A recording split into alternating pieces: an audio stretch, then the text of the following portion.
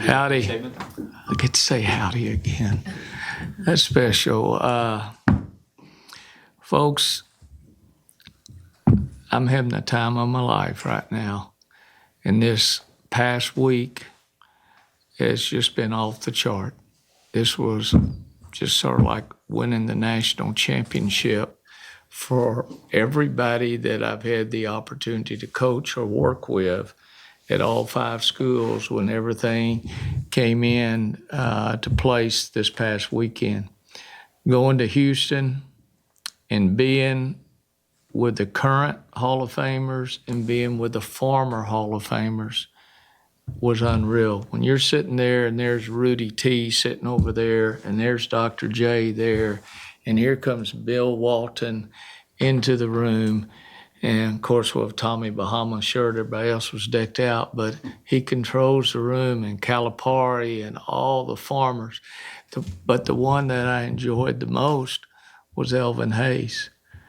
And then they gave the microphone before they talked to each one of us, and they said, say a couple words. They had all the former Hall of Famers say a few words.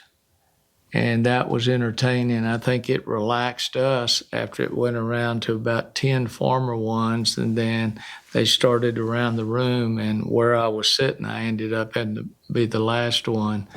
But it was a great night. And that was Friday night. And I wish that had been on tape somewhere. But they just passed the microphone around. You felt like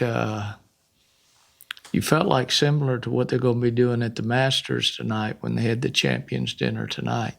That's what you feel like. You're in there with your colleagues and the Hall of Fame committee, your spouses, but then you're in there with the ones that have made this game something special. And it's all about the game. You can throw all that other stuff out, but when that ball goes up and the whistle goes out, it's about championships and it's about winning and competing. And I've had a storied life. And for some of y'all that do not know, this is Richard Justice, who was my second beat writer in Dallas for the Dallas Times-Herald, and Jim Dent was the first one. So I've been through some of the best media commentators and writers that have told the story. And please, whatever do, I know those cameras are very important, and this is very important, but the print media is what I'm all about because that's what I grew up with, and particularly when I used to throw the Dallas Morning News in the afternoon. So I did that for a couple of years as well. Open it up for questions.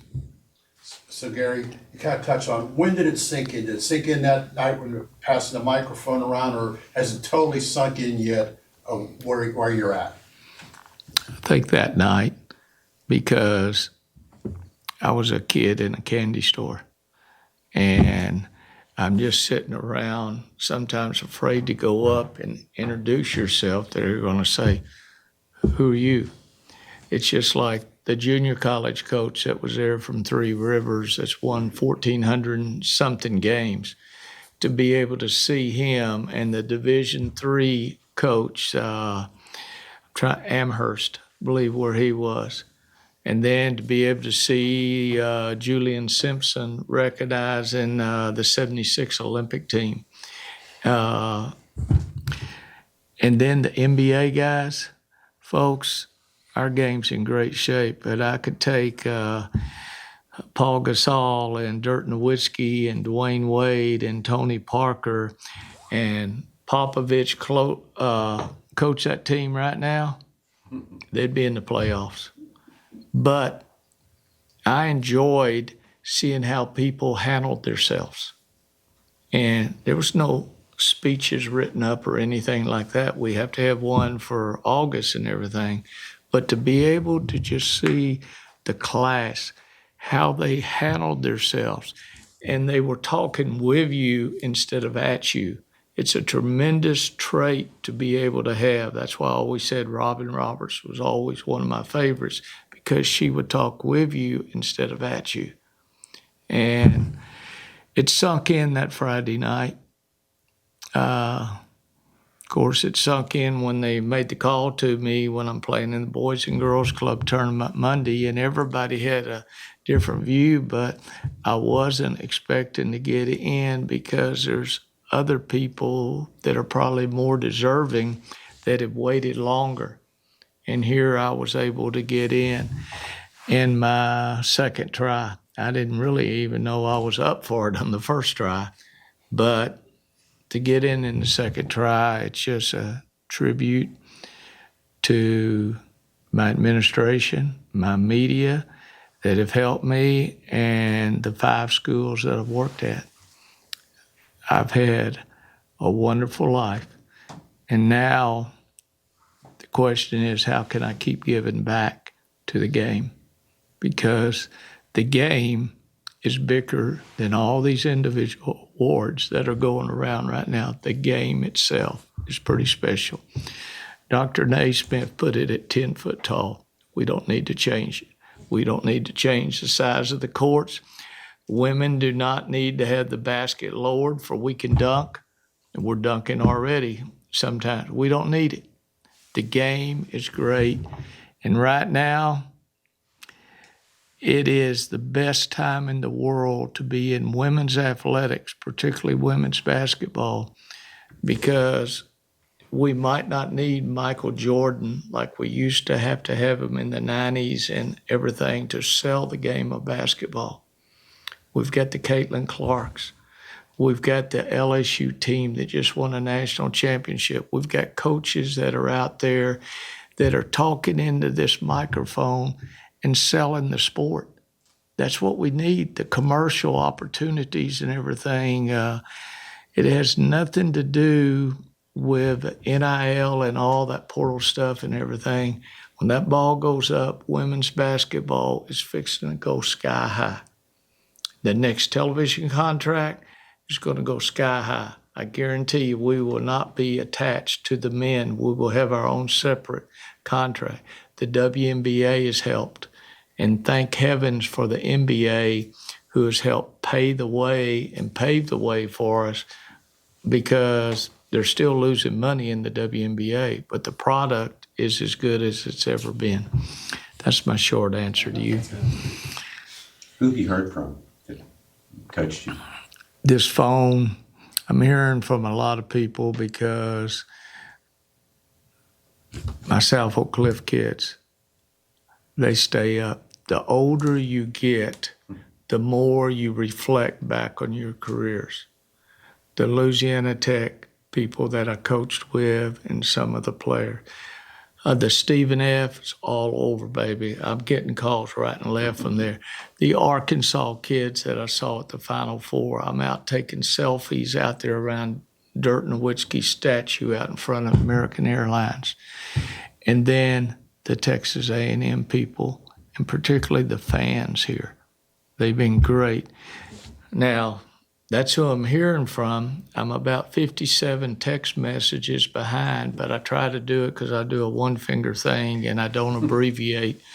That's about the way I talk. I don't abbreviate. People want to say thank you because I'm representing them. That's what's important. I'm a product of Title IX, and that's where I got my opportunity. The smartest move I ever made was in '77 when we won state to turn down the head baseball job at South Oak Cliff and be a coordinator in football with Norman Jett.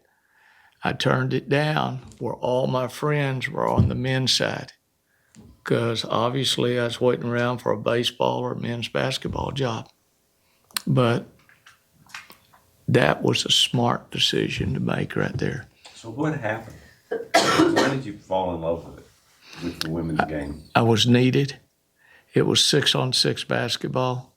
The colleges were playing 5-on-5, but nobody knew who it was. And I remember Sonia Hogue, the Louisiana Tech coach, when the year before they go to Madison Square Garden to play in the big Hanover Manufacturing Tournament, which we went the next 2 years once I got there. And she said the first year the fashion editor came out to cover the games with Nancy Lieberman and Old Dominion and Rutgers and I don't know who it was. They sent the fashion It editor wasn't out. considered a sport. No, it wasn't. And I'm sure we were only 5,000 or 6,000 in Madison Square Garden, but you learn to help build in the growth of it. There was as many great players back then that were not getting the media attention or the credit. The last thing I'm leaving, I got a picture of her right here. I'm leaving in the suite of American Airlines because I watched the fourth quarter there. I'm sitting there with Cheryl Miller. Nobody is more flamboyant than Cheryl Miller. And I'm standing next on the floor next to Nancy Lieberman, who was also on that 76 team. I mean, the Players' Day, they don't know who they are. They might know Reggie Miller. Right. They don't know how good Cheryl was. She was the first 6'3" kid that could play all over the court and play every position. And she beat us out of 2 national championships in 83 and 84 at USC. We'd won in 81 and 82. And Cheryl Miller, she could play all of them. Have you been flooded with memories? All year. It's been, what I've tried to do is stay close to the game by being part of the game. I don't miss one of Joni's games. I missed the Purdue game when I was in Christmas break, seen every other game. I sit away from there over on the other side, and I enjoy the game. I'm at every one of Buzz's games. And I want to stay close to the game because I'm a sports fan first. Then I'm a basketball coach. And right now, I think I could be a better basketball coach today because I've had a chance to study the game without being tilted one way or another, how I would do this or make an excuse if I didn't do it right. I've been able to watch a lot of television. I've been able to be there in person. I've been able to hear from my coaching friends out there in the game what they're having to go through now. And so reflection every day this year, it's been special. Bill Byrne tells a story about George Bush helping you recruit Larry Mishaw's daughter, and that opened a pipeline to Houston. Can you tell? And that helped you win in 2011. Well, when we took the job at A&M, our first recruiting class was pretty good because we had to come in here and decide who we were going to need and how to close the border on certain areas. And we chose the Houston area first that we needed to close the border. We beat Georgia and LSU out for LaToya Mishaw. And basically the dad and George Bush made the statement, and Larry, who had played overseas for 9 years, I believe, over there and still raising a family, and he was coaching in high school and had told us he wants to see his daughter play and see his son play. And he didn't want to go to Georgia or LSU to make that drive. And that helped us a bunch, being able to get LaToya come down. And President Bush, he had that way of being a grandfather figure while Barbara ran everything. Okay, but President Bush just had Reed Arena. He would come in through that loading dock down there. Of course, the Secret Service would be here 2 hours before sniffing around with the dogs and everything, but he would want to come to see practice or go over to see the softball practice. And he was just like everybody's granddad after he retired. We had a dinner at his house on President Bush. They invited about 4 of us coaches over there, and I think Pat Henry was one of them, and I'm not sure. I don't think Gillespie was at this one. Over in their condos, 4 tables of 8. And I sat next to George Bush, This is up here in Houston? No, here, Okay. right there. And Jim Nance was sitting right there, and Larry Durker was sitting right there. And I wish I could remember all of the table. But to be able to hear the conversations right there and see everybody share their stories, it was very special. And we were able to sell Michal not just on playing time, but how she could build this program to the level that her dad had at University of Houston, but also for her family and her younger brother to be able, she could go and see him play. And I think that family decision that they needed to grow together had a lot to do with her coming here. When did you leave Arkansas for A&M? What was it about A&M that you loved? Well, first, this has always been a dream school. And it was also funny when we went to the Final Four in '98. And then the next year, and we were Cinderella in '98 getting there. That's when a 1 beat a 16, and we were on the other side. Then we went 3 straight years to the NCAA tournament after we won the WNIT.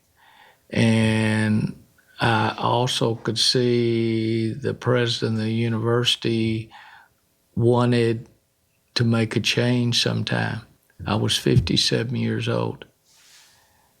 Bill Byrne came after me, doubled my salary, but gave me the opportunity to come back to my state where I knew I could recruit and I could win at A&M. He had so much to do with the vision of how he was going to turn A&M into a total school, not just a basketball, football school. He was able to turn it all in. And I think in '06 or '07, Robert would know, we won 8 conference championships, 7 of them were on the women's side. And then it's expanded ever since. So I bought into the vision. I also bought into knowing my 5th year of my contract was going to come up. Am I going to roll the dice at 58 without a chance to come back to my home state? I would have been probably, I'm loyal, I probably would have stayed at Arkansas if they would have made a counter or whatever. No counter whatsoever. I came here, tremendous decision, and I was able to also bring Texas people with me that knew this state and how to recruit. You better be sure when you come in here, you take care of the high school coaches and junior college coaches first and make sure they know who you are. And that's back when Texas was winning at the highest level and Mulkey was just getting it going at Baylor and Texas Tech was sort of swooning down the other way. But Texas A&M, I knew we could do it. I was gonna. Are you gonna cut it off? Oh, no. What is it you came to love about A&M? First, the students, not the athletes as much as the student body itself. I had to learn the traditions. Like, I believe Christina can help me on this tonight, is Silver Taps. Is that right, somebody? Until you've been to a Silver Taps or until you've been to a fish camp, and you've been one of the ones, purple was mine, until you've done that, until you sawed the horns off, it's not about beating Texas. It's about what you're doing. That's the spirit. Other schools, and then when I would see people wear their rings to a death do us part, they just keep them. Vic wore his wedding ring and his Aggie ring right over the top until we won this. and then he put that on. But it's the traditions. I had to learn all that stuff. I still don't know all the words to everything. I just mumble through and everything. It's hard to know where you're going and all that type of stuff. But that is what sold me the traditions of A&M. My brother came here as a freshman in '59, okay? And he stayed here for 1 year, then he got married. And he said the biggest mistake he ever made was not moving into married student housing here and finishing at A&M. But he did all right back in Dallas, but he absolutely loved it as well. When you guys beat Baylor in the regional final that year, Vic was doing a radio show courtside. He was on one knee and he looks up and he sees all these former players of you guys. Yep. And he just starts to cry. Is that what players, that's the bond a coach has with players? Oh, yeah. And that's what you're feeling today? Oh, yeah. It's, I cried movies, okay? Yeah. I'm a basket case. I hate to even see what's going to happen in August when I have to get up there against all those polished people that are going to be speaking. But you had that bond. Side note on that, when I'm sitting at the championship game Sunday, I'm sitting right behind Lobo on the first row next to Coach Neighbors from Arkansas, because they put the Final Four coaches in those seats. For $325, we can sit there. So that's what it cost us to do. But I did it, and I looked across the way, and there's Mulkey over there. The last time I'd been in that arena when we were able to beat Baylor back there in 2011. You should have reminded her of that. No. Kim's her own woman, and she's done one heck of a job. And we did a heck of a job winning that game because they were the best team in the nation that year. Not Stanford, not Connecticut, not Notre Dame. But it's hard to beat me 4 times in a row. Okay, it's hard to do it. We had a great game plan. Vic did a great job making some defensive adjustments in that ball game.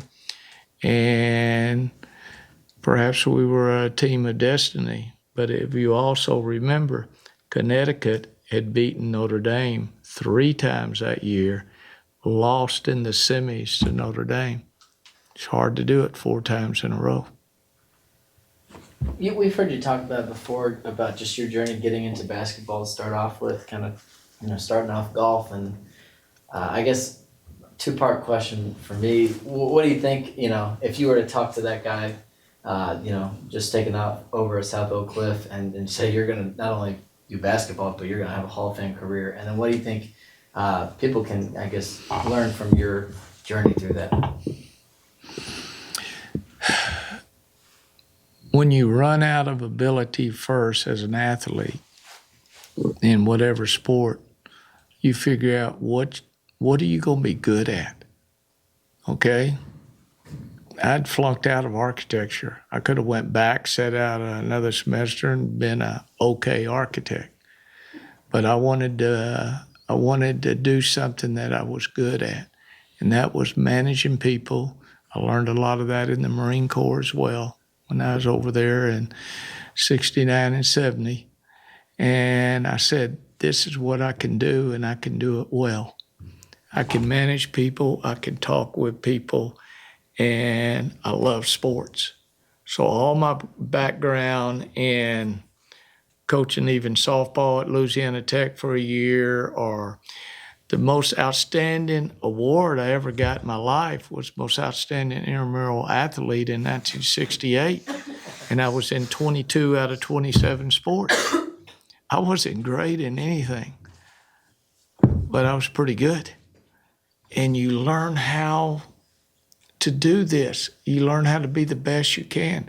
So I would be the ultimate 12th man if I was an athlete here at A&M. I would be the 12th man either on the football team or be the manager or whatever, because you get over that ego real quick and learn what you can do best. And hey, it's going to be special. We got baseball tonight, played golf this morning, won $4. Let's compete, okay? Let's compete. Let's go after it. So I don't know if I really answered that question, but I don't finish a lot of questions, okay? Coach, how'd you hit him today? I'm sorry? How'd you hit him out on the course I today? hit 14 out of 14 fairways. I shot 6 over on the par threes. I went out of bounds on 5 and on number 9. But I played well. I made one 20-foot birdie on 14, and I won $2 on a side bet and $2 on a team bet. And that's the most important thing, that team bet. Our threesome beat the other 2 threesomes that we were playing. This makes you come back, right? Oh, tomorrow I cannot do it because I work out, believe it or not, at the Wellness Center now. On Monday and Wednesday, 8:30 to 9:30, a strength class and a balance class. It's the best thing I've ever done. And then I've got to do Texags at 9:35. I've got Rotary at 1 o'clock. And we're supposed to be at walk-ons to try a meal out that's going to be in our golf tournament. I'm supposed to go over there. So my plate is full every day. And I'm learning to live life and still do the things I want to do, but at the same time, do the things that I need to do. I procrastinated for 50 years in coaching. I've got so much, but I don't want to get organized in that first week after you retire. I want to do a few things. I want to take my wife out to dinner. I want to see my grandkids. Last year I was streaming my grandson, who's a freshman at Arkansas, but all his senior year basketball games, I'd watch every one of them because his high school had the streaming. So I got to see all those games if I couldn't do it in person. Now, of all things, he's a freshman at Arkansas on the men's practice team for Coach Neighbor's team there. So I'm enjoying life, but I want to live life, and I want to keep giving back to life, and I want to keep making this game better somehow, some way. And there's a lot of things that's going to have to happen in the next 4 to 5 years that we need changing to get back to the one thing that a lot of people didn't take in school, and that's called common sense. When we can put common sense in place of some of the things that are going forward and not worry about the repercussions or not worry about, is my butt covered or something like that. We need to get back to common sense, realize we're living in the greatest country ever right now. So ESPN this week said that the women's Final Four games were some of the highest rated Yes. ever. How cool is it to see the growth from when you started coaching to now, seeing how many people were even just engaged in watching the games this weekend? It is so rewarding. And I go back to that Cheryl Miller thing when she played at USC. We're playing at Orange Coast Community College when we go back out there to replay their game. This has nothing to do with anything, but I'm going to tell a story anyway. And we're playing Cheryl Miller and them, and we're on national TV, regional or whatever, because we'd won national title the 2 years prior to that. We come from behind, but with about 10 minutes to go in the game, they cut it off because I believe it was Hee Haw that was coming on national TV. So nobody got to see the last 10 minutes of the game. That's how far it has come with the media and all of that. But we came back and beat Cheryl Miller in that game out there. They beat us in the opening game that year at Louisiana Tech when we opened up the Thomas Assembly Center. And then they beat us in the semifinals that year. And I love the media because most of y'all are here because you want to be here instead of being here because, oh, I've got to go cover this. I got to wait around for football in the fall, or I got to wait around for the baseball game tonight. You're here because you want to be here. The doors are wide open for you guys as well as the young ladies, you've got a voice now. Why not be the best at what you do? Find a way. Look at the commentators. Look at Tarasi and Bird were just like doing what Peyton and Eli were doing. Look at what Rebecca Lobo was doing, and help me with the guy that's the main announcer, trying to think of his name. They're telling the story. What's wrong that it doesn't have to be my Dallas Cowboys or the Green Bay Packers anymore? It doesn't have to be Alabama football or whatever. Women's athletics is going up and up and up. And that's what we're a part of right now. That's what I'm excited about. That it? All right, thank you, Coach. Congratulations. Coach. Appreciate y'all. Thanks, Coach. Keep working. Don't ever turn down these assignments and give it to somebody else. You cover, you ask. Remember, every day I get to either hear Jimbo or Buzz or Joni or Pat Henry talk or Trish talk. I get to listen to Steve Denton on a radio show or something like that. We've got so many good coaches that are giving y'all content. But we need more human stories that are about the players and about sometimes the assistant coaches who never get mentioned. We need more of that in the paper instead of just the W and the L and the result or the negativity that's out there. We need those good stories out there. Like to thank my administration for being here with me all the time, and they have given me a platform that's been unreal, okay? When that naming of the floor, when that happened, never even thought about that. And when that happened 2 weeks before my last game, when I found out about it, that was just something that, baby, that meant a whole lot. But next time, hopefully, Ross will not make me play South Carolina in my last game here at home. 41. That's all right. That's all right. That's all right. Ryan Ruoka.